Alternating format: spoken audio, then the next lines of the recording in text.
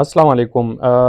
Inbox में ये सवाल बहुत पूछा जाता है कि बच्चों को विटामिन डी कैसे हम दे सकते हैं। तो विटामिन डी सप्लीमेंट्स जो है ये अगर बच्चा खालिस माँ की दूध पे है, यानी पैदाइश से लेके 6 माह तक अगर बच्चा खालिस माँ का दूध पी रहा है तो आप लोग डेली जो है वो 400 इंटरनेशनल यूनिट्स दिया करें बच्चे को।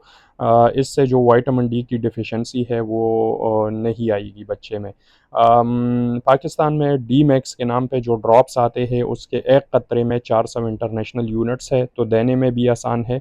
डी मैक्स के नाम से ड्रॉप्स आप लोग ले सकते हैं या कोई भी कंपनी के ड्रॉप्स आप लोग ले सकते हैं, लेकिन मेक श्योर के एक कतरे में 400 इंटरनेशनल यूनिट्स हो और इससे ज़्यादा ना हो।